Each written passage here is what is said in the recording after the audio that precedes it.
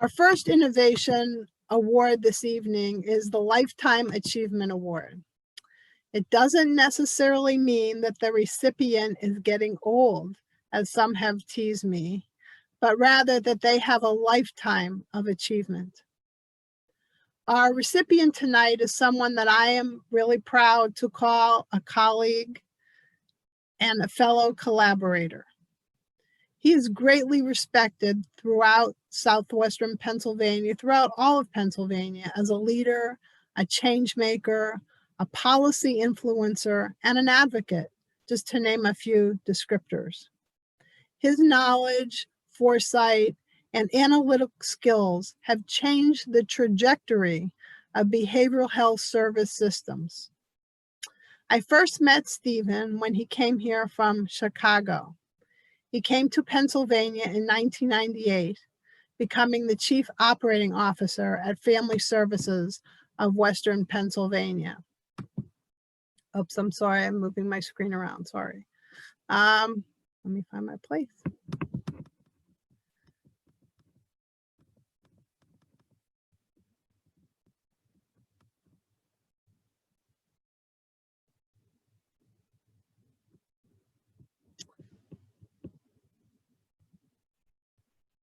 One of the things that we noticed about Stephen right away is that he was the man with the hat. And he always came in with his hat and his laptop. And that was one of the ways that he was easily recognized. So when he came here to Southwestern Pennsylvania, it was really just as how Health Choices was being rolled out, a new state system of delivering behavioral health care. Some of Stephen's accomplishments included creating an integrated behavioral health services and primary care offices. First at the UPMC St. Margaret Family Practice in New Kensington in 2001, and now with Community Health Clinic, a federally qualified health center.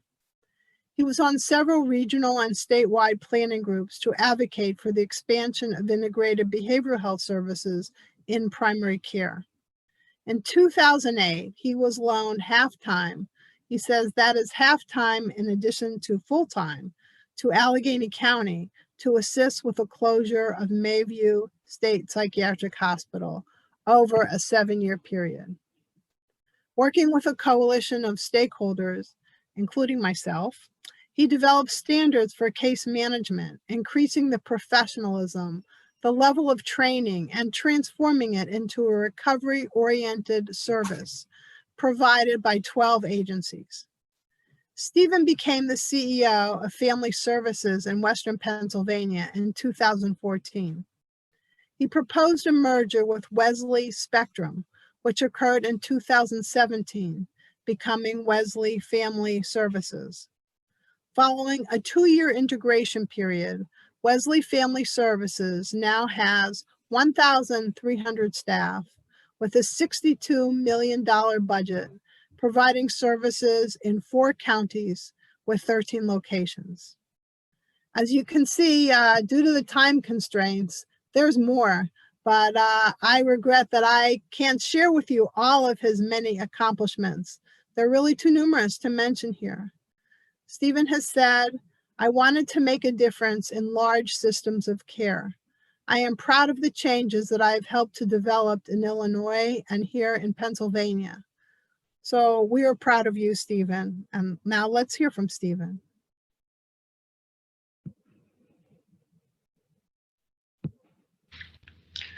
Thank you very much for honoring me today.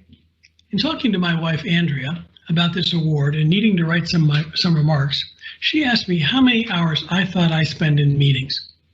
She calculated the number of hours and came up with a rough estimate of 50,000 hours in my professional life. And that, of course, doesn't include the hours spent traveling across the state for meetings or going to conferences, giving or taking workshops. When I thought about going into the helping career, it was because I wanted to help people become more successful in their lives, not so much the 50,000 hours in meetings. I went to Carnegie Mellon in the psychology department. I would not have done so well in engineering or acting. One of my earliest experiences was working in the peer counseling program, providing Rogerian-based counseling for students of the university. Many of you might find that image odd knowing me now. I was also involved in creating teacher evaluations at CMU and the University of Chicago, which was my first attempt at changing larger systems. I went to the University of Chicago School of Social Service Administration. I chose social work because I like the idea of affecting change by looking at the individual and their context, rather than just the individual. Again, changing systems. Although I started out in more of a clinical focus in my first year, I switched in my second year to the generalist track, which took more of a community-based focus, and that has been my focus ever since. Whether it was in a clinical practice working with families to bring about change or in program development. My generalist training has served me well using a systems theory. It has helped me to look beyond the individual agency to the agencies around me and the way of bringing agencies together to tackle larger issues and provide better services for our consumers.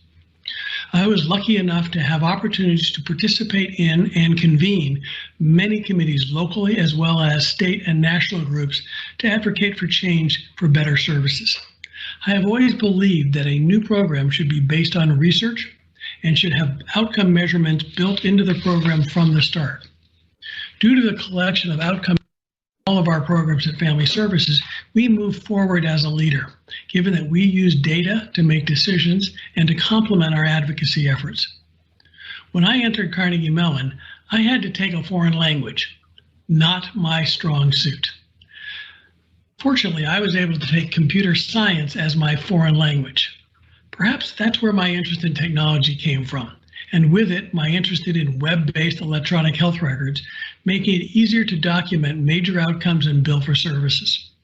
I am proud of my work in this area and have assisted other agencies in choosing an electronic health record and improving their electronic health records.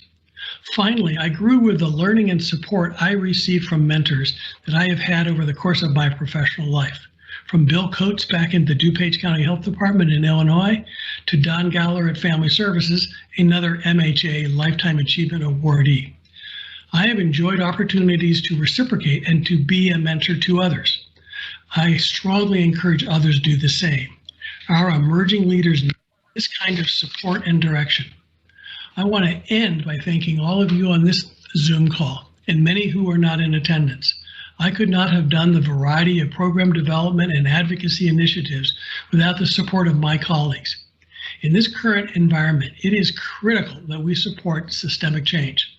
Public support of mental health and human service funding is at risk, and many families we serve will suffer without these services we provide. Again, thank you for this Lifetime Achievement Award. Good night. So thank you, Stephen, for your lifetime of achievement. And we know that this will continue. And I really appreciate the opportunity to have collaborated with you over the years. Our next award is the Community Advocacy Award. And our Innovation Award winner is Sally Ann Novak. This award is given to an individual or entity who's dedicated to improving the lives of others impacted by mental health and substance use issues, promoting recovery, resilience, and hope. Sally Ann has done so much for this community, improving lives in so many different ways, which subsequently improves recovery and improves mental health. She has served as a board member of the Latrobe Area Hospital Aid Society. She has served as co-chair of the Westmoreland Hospital Auxiliary, the Westmoreland Hospital Hospitality Shop, the Committee for the Westmoreland Museum of Art, of American Art, and her personal ministry is and her personal mission, Martha and Mary Ministry.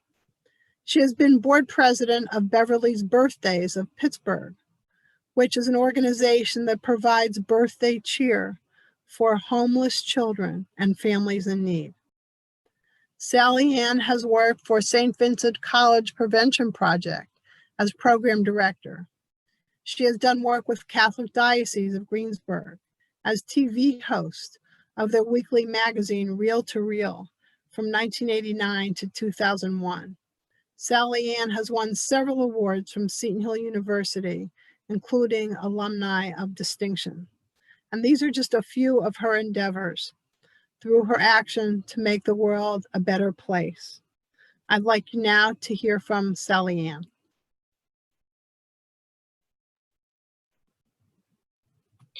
Greetings to you. I'd like to express my gratitude to Larry Barnett Levine and the Board of Mental Health America for selecting me among so many wonderful volunteers in our community for this Innovations Award for Community Advocacy. I'd like to also thank my husband of almost 40 years, Al Novak, for his support and generosity and patience as I devote lots of time and financial support to projects and organizations that I feel called to serve. And finally, congratulations to all of the recipients for their wonderful work. Life has given me the remarkable gift of women in my life who have inspired me to look outside of myself with clarity to understand where I should serve.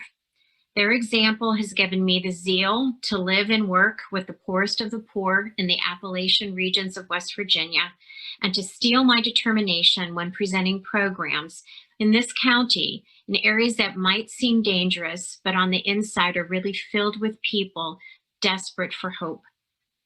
The guiding voices of my mentors have set me on a path in which I've received, often through the humbling lessons of service, much more than I have ever given.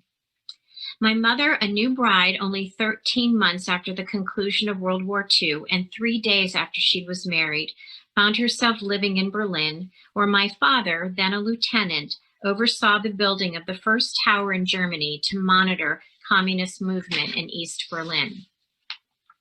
My mother was the daughter of an immigrant, but she taught herself fluent German, and she helped with the secret project by collecting materials and information and often delivered them directly into the mountains outside of Berlin. My mother's impactful work was only following the examples of her sisters, who were Rosie the Riveters during World War II. Always my mothers and my aunts put the needs of others first, and they opened their homes with hospitality, and they financially supported their churches and their community. Later in my life, I attended Seton Hill, where the remarkable Sisters of Charity live, work, and pray. Sister Lois, Sister Susan, Sister Zoe, Sister Vivian, Sister Miriam Joseph, Sister Mary Helen, Sister Janet, the list goes on. All educated and incredibly talented women who blazed the way for young people to receive a liberal arts education that included the essential component of social justice and service. Today, I work with the women of the Latrobe Hospital AIDS Society, the Westmoreland Hospital Auxiliary, and the Westmoreland Museum of American Art, as well as people I meet within my own personal mission. All these women with whom I've been fortunate to meet and work with have common threads.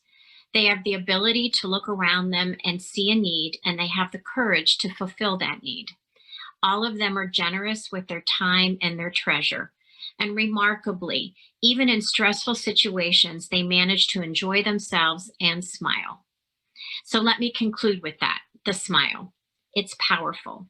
When I'm volunteering in the Westmoreland Hospital emergency room or any place, I put a smile in my heart and on my face as often as possible. A smile helps those whom we serve retain their dignity. A smile might seem like a small gesture, but it's a gesture of hope. And when we wear a smile, we pull ourselves out of ourselves, and it allows us to really look into the faces of those who need us. Thank you again for this wonderful award. Thank you very much. We have so many very special people among us in our community. It's really so lovely to hear about all of these wonderful things that are going on and these wonderful individuals. The next award is the Education Award, and it's presented to an individual or entity that increases understanding of mental illness or substance use disorders and mental health. Speaking of hope, The award is being given to the Fred Rogers Center, which was established in 2003 at St. Vincent College in Fred Rogers' hometown of Latrobe. The center supports and enriches the important work of those who help children learn and grow across multiple disciplines.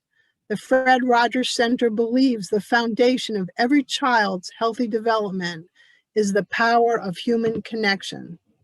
The center recognizes the dignity and the potential of all children and the powerful impact that adults have on their lives.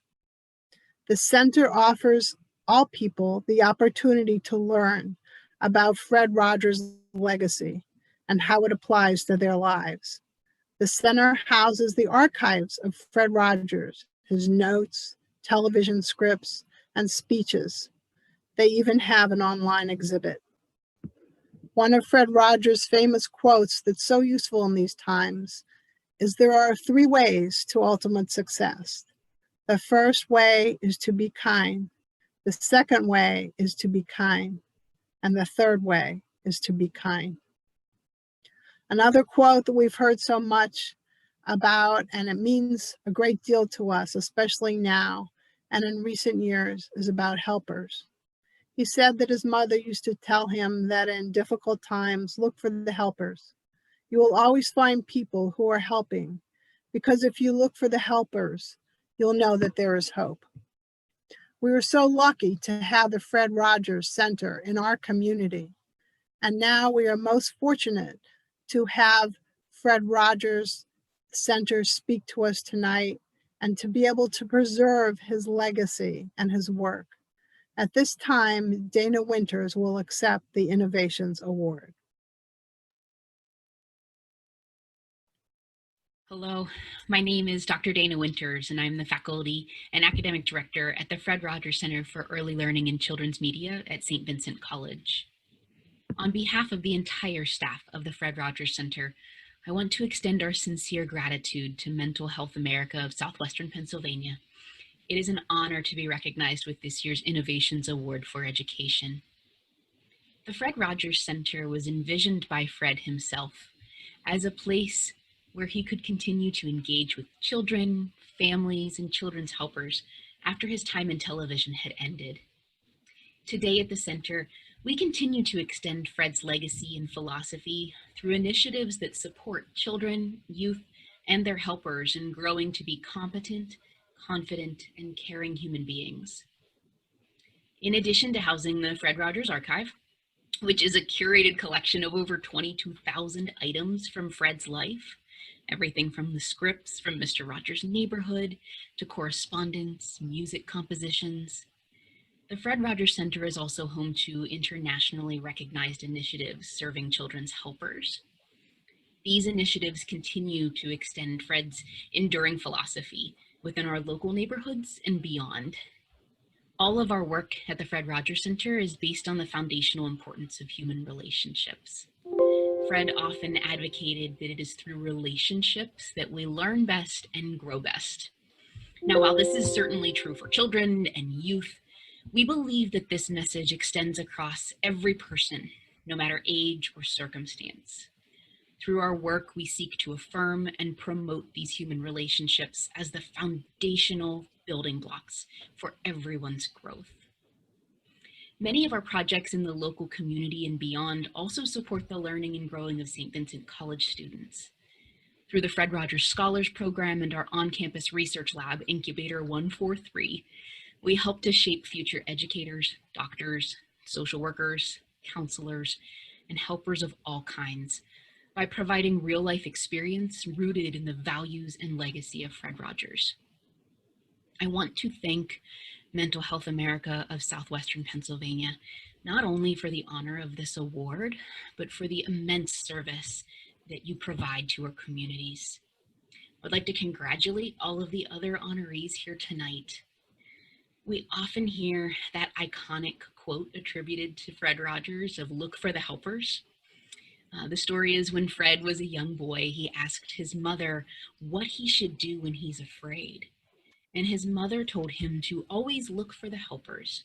You'll always find people helping. With so many helpers joining us here tonight virtually, we can certainly look to all of you in times of uncertainty and challenge as those who are always helping. However, there's a little more to this iconic quote than you may know. The reason that Fred's mother told him to look for the helpers is because when you look for the helpers, you know there is hope. Thank you all for the hope that you provide to so many within our neighborhood and beyond. We are so grateful for the opportunity to be here with you tonight and to join in those helping efforts across our community and beyond. Thank you. Thank you so much. Congratulations. Someone put in the chat, we need more Fred Rogers in our world. So true. The next award is the Prevention Award, and it's given to an individual or entity that promotes early identification, intervention, and prevention for the community and/or individual mental health and substance use disorders. This award is being presented this evening to Barbara Ferrier. Barbara has been involved with numerous community organizations. I'm just going to name a few: the Blackburn Center, the Blind Association, Boy Scouts of America, CASA, the Community Foundation of Westmoreland County, the Pittsburgh Foundation, the Greensburg Hempfield Library, ParentWise, the Pittsburgh Ballet, Seton Hill University, YMCA, YWCA, and there are so many countless community organizations. Barbara is truly selfless. She is the lady who walks the talk. While working with MHA SWPA, she met our former Director of Development, Tony Antonucci, and her son, Dimitri. She became moved by Dimitri's recovery journey and his use of art to promote recovery. Many of you met Dimitri at Innovations Award dinner, where he painted for our guests and donated his art for auction. Unfortunately, Dimitri lost his battle with addiction, but his work and spirit live on in those who knew him. Tony has dedicated herself to ensuring that his legacy continues. And Barbara has dedicated her award tonight to Dimitri. Barbara?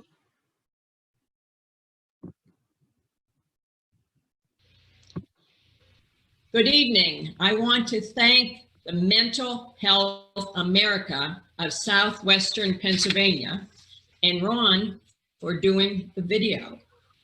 I'm truly humbled by this recognition because I know there are so many of you out there that are working tirelessly for prevention. Tonight, we will celebrate, and tomorrow we'll wake up and get back to work. But tonight, it's my pleasure to be able to honor a friend of mine, Dimitri, who I met several years ago and was impressed with the passion he has for art as part of prevention and recovery. And to tell us more about Dimitri, I want you to meet his mother, Tony Antonucci, who will fill in the story for me. Okay, Tony. Thank you, Barbara. You continue to demonstrate how well-deserving of this award you are. I remember when Barbara first met my late son, Dimitri. We were at an art event at the museum, and he bounced up to her in this charismatic way he had, juggling his plate of food, and extended his hand to her and said, "Hi, my name's Dimitri, and I'm in recovery." Now, most folks would be put off by this, but not Barbara. She simply shook his hand and replied, "Well, okay then." What ensued was a great conversation about reducing stigma, preventing relapse, and using art to heal a community. In fact, I have one of his art pieces behind me. It's one of his last pieces that he did a few weeks before his death. Barbara quickly began helping Dimitri realize his dream, and in a matter of months, art recovery events were popping up across the region. These events not only helped Dimitri, they impacted many others as well. I recall one shy young man who was showing his art for the very first time at Deviate Cafe, a little coffee shop in Greensburg. He very excitedly told Barbara how he had just sold his first painting. This bolstered his self-esteem, and he went on to sell more paintings in the coming years, and he remains in recovery today. Because of Barbara, Dimitri's legacy will live on in various art recovery events and art scholarship at the community college, and even here at MHA with the creation of the Art Cellar. So you see, we are not islands. Whether we realize it or not, our actions impact others. Barbara continues to be that stone that's thrown into a pond. She creates ripples that expand and grow. Her philanthropic efforts are felt far and wide. Thank you, Barbara, for your continued friendship, for all that you've done for Dimitri, and for all that you do for the entire community.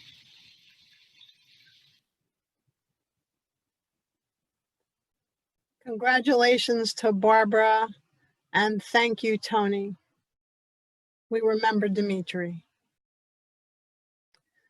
Our next award is for recovery. This award is presented to an individual or entity that represents advancements or originality in working for the principles of recovery from mental illness and/or substance use disorders. I am grateful to be able to present this award to Jewish Family and Community Services, known as JF&CS. This 80-year-plus organization continues to meet the changing needs of a diverse and dynamic population. Their mission is to support people through life's changes and challenges. They provide career development, counseling, guardianship, immigration legal services, refugee and immigrant services, senior services, scholarships, and even a food pantry. JF&CS is being given this award tonight, not just for the work that they do every day. We wanted to recognize them for their response to the Tree of Life shootings in Pittsburgh, whose anniversary is coming up, and we are remembering the day of the shooting of October 27th, 2018. The shooter killed 11 people and wounded 6. This was the deadliest attack on the Jewish community in the United States. This act was condemned internationally.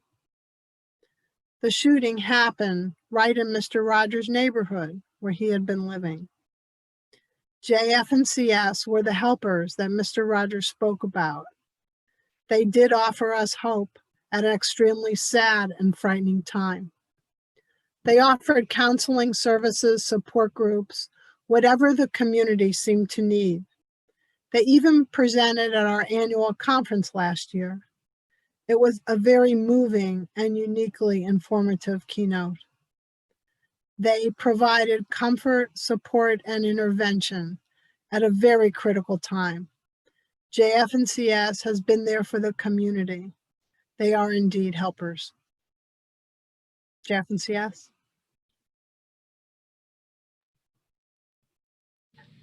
On behalf of JFCS, Jewish Family and Community Services, I'd like to thank Mental Health America for recognizing our organization and specifically our staff for the work that we've done in helping the Pittsburgh community recover following the experiences of shock, trauma, and grief of the synagogue shooting at the Tree of Life Orly Simcha Synagogue on October 27th, 2018. We've supported the community in partnership with other organizations and with individual clinicians. Community recovery requires a community effort. Today, the coronavirus isn't the only pandemic that our country is struggling with. We seem to have a growing pandemic of violence. Like the coronavirus, this pandemic of violence isn't unique to the United States, but like the coronavirus, it's rapidly growing here. Personally, I believe that emotions are at the core of what's happening here and the violent attacks that are taking place. Emotions like anger and hate and fear.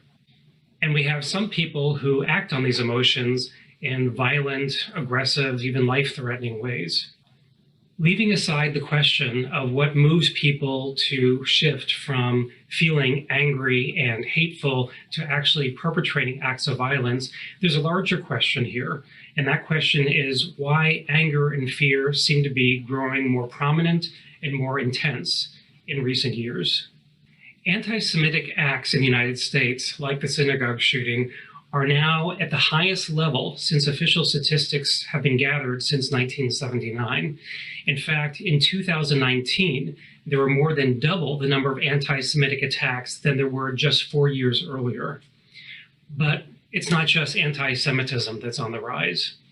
We know that anti-Black crimes continue to rise steadily, and there's no reason to believe that this trend is going to change anytime soon, even with the rise of the Black Lives Matter movement.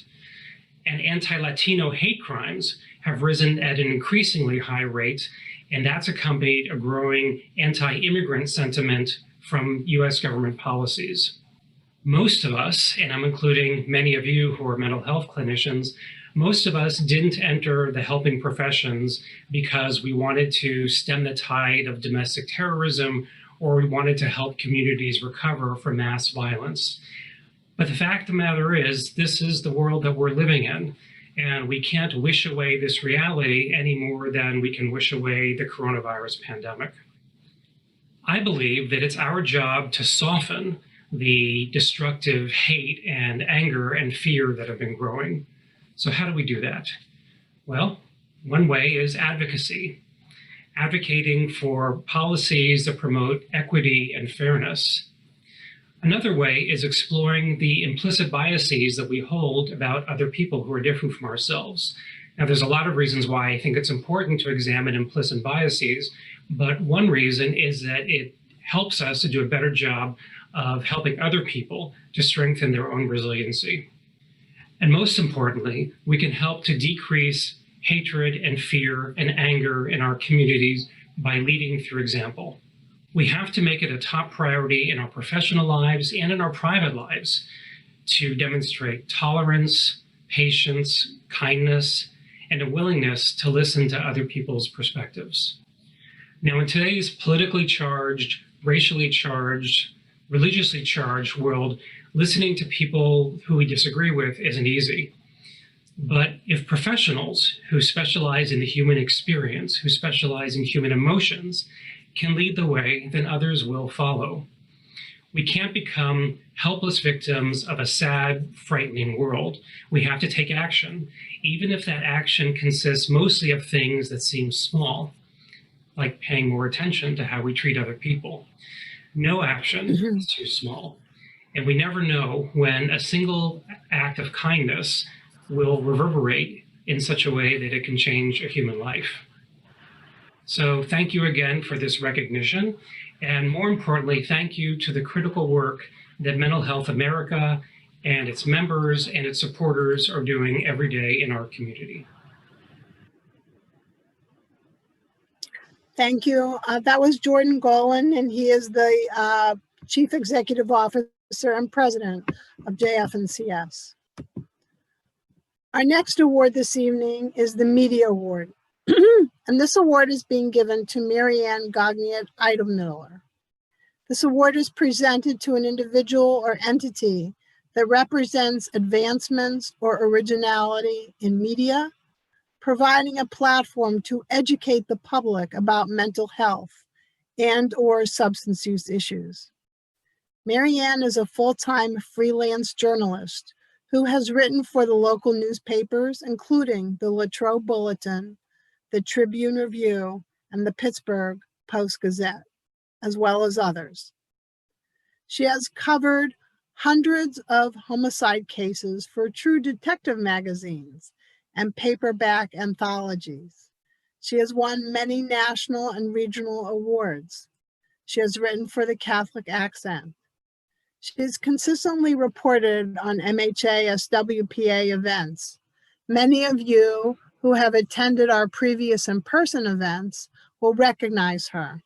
She has been dedicated to promoting information around mental health, suicide awareness, domestic violence, children's services, and addiction. We are grateful for the coverage that she has provided for these issues, creating greater public awareness. At this time, we present Mary Ann. Hello, and thank you to the committee for choosing me for this prestigious award. I understand that it was given in recognition of the countless articles that I've written about mental health issues, and that goes far beyond what I have written for local newspapers. My work that's been published nationally as well includes focuses on the whole gamut of mental health topics. I'm a journalist, and it's my vocation to tell other people's stories. And so this award belongs to everyone who trusted me enough to share their experiences, their challenges, sorrows, and triumphs, their vulnerability, and their hopes and dreams. This award likewise belongs to the professionals who entrusted me to educate readers about the help that's available, about the advances that are being made in treatment, and about the network of caring people who devote their lives to the individuals who are struggling with their mental wellness.